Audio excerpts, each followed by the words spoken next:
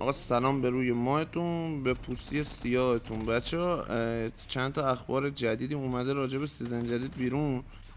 فینیشر کاراکتر متیک و نمیدونم جوایز رایگانی که قرار سیزن بعد بده و فینیشرش و کلاسش و اینا اومده بیرون، که الان تو این ویدیو براتون گذاشتم. اتچمنت این 117 هم بچه ها فردا براتون میذارم. بریم سریع اخبار رو بهتون بگم. بچه ها اولیش مود شبه که قراره بیاد، که خیلی هم طرفدار داشت، اکتیویژن داره میارتش، اما تاریخش مشخص نیست که کی بیاد.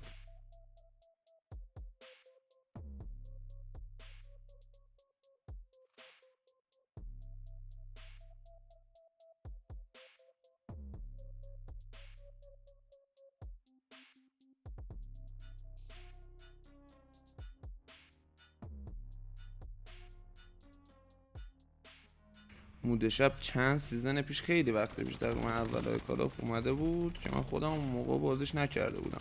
اولیش بچه دارک شپرده که فینیشر و ایناش مشخص شده، کلاسش چیه، فینیشرش چیه که گذاشتم براتون.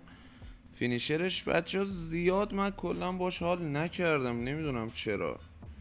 مثلا آپگرید شده و نشده زیاد تفاوتی نداره، اما فینیشرش قشنگه. قشنگ که نه، خوب بد نیست، خوبه. فینیشرش بدک نیست. گانش هم بچه ها ازوله فکر کنم.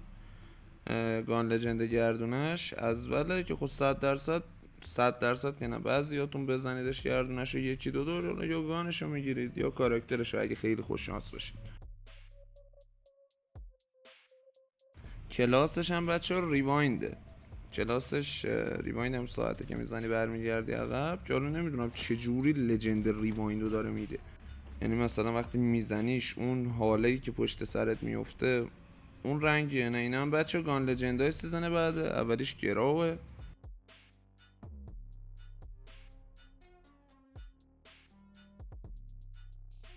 دومیش بچه ها یو اس اس 9 یا همون یوزی که متیکش اومده بود قبلا، الان داره لجندش رو میده که کاراکترش همون دوزه دریایی است. بعدیش هم که بچه ها جک 12 است که حالا نمیدونم میدونید یا نه. جک 12 به جای کیارم داره میاد. قرار بود کیارم بیاد رو زمین، کیارم میره، جک 12 به جاش میاد. این هم بچه ها گان لجند که یه جورایی رایگان حساب میشه. این آرگوس دیگه 3 تا گردونه که بزنی اینو بهت میده، گان پرستیژ. جوایز بتل، جوایز که نه، کاراکترهای بتل پسش هم بچه ها من زیاد حال نکردم، نمیدونم چرا. چون این یکیشه که یکم کت و کلفت، کلا کاراکتر دختر قشنگی که موومنت خوب داشته باشه نداره. یکیش همینه به نظرم، بهترینش همینه. بقیهش زیاد چنگی به دل نمیزنه. این هم بچه ها گانه سیزن جدید LMG سیزن جدید MG82 که اینم اپیکشه که قراره تو بتل پس بده دیگه. طبق هر سیزن، هر سیزن یه گان جدیدی که میاد یه اپیکش هم تو بتل پس میده که این همون بود. بعدیش هم که بچه همون آریوس لجنده که گیم پلی پی سیش اومده بود بیرون، گیم پلی نسخه پی سی، اما نسخه موبایلش نیومده بود که اینه.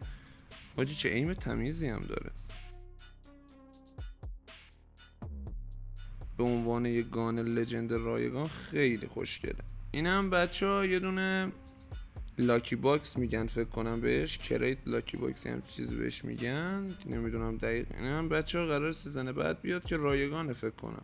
این هم گاناییه که توش هست که فکر کنم این گانا افکت صدا هم دارن، یعنی وقتی میگیریشون دستت مثل اون گراه پیکه صدا دارن. این هم بچه ها کمو سیزن بعده، کمویی که تو اون ایونت سیکرت کش هست وقتی بازی میکنی بعضی جبه رو اپیک بهتون میده، بعضیاشو میتیک و لجند. این همون کمو سیکرت کشه. کمو این سیزن که آبیه بود و من هنوز برای 117 نگرفتم. همه گانا رو داده، 117 رو هنوز نداده. این هم 100% برای من همینجوره. این هم بچه ها یه مود جدیده که برای مولتی داره میاد که بکنم میتونید 8 نفره با رفیقاتون بازیش کنید، که حالا یا یار هم دیگه، نمیدونم یار هم دیگه میتونید باشید، انمی هم میتونید باشید، ولی ماشین بازیه دیگه. مودیه که ماشین کنترلیه. این هم بچه ها گان لجندیه که حالا من نمیدونم این دقیقا به چه صورت اینو داره میده، اما اینم چنگی به دل نمیزنه چون ایمش که دقیقا شبیه همون FF یار اپیک است که تو بتل پس بود. از اون طرف هم اگه پولی باشه و گردونه باشه که خب تا وقتی که FF یار میتیک هست که میاد لجندشو بزنه. کسی که بخواد 5 کا سیپ خرج کنه FF رو لجند بگیره خب 100% یه کار دیگه میذاره روش میتیکشو میگیره. این هم بچه گانه اپیک سیزن بعده که فکر میکنم مال بتل پس باشه، حالا دقیق نمیدونم. این پیسکیپره که تفاوت آنچنانی با معمولیش دیفالتش نداره. اینم کین 44 نمیدونم اینا مال بتل پسه یا رایگانه که احتمال زیاد رایگان باشه. جوایز رایگان سیزن بعده.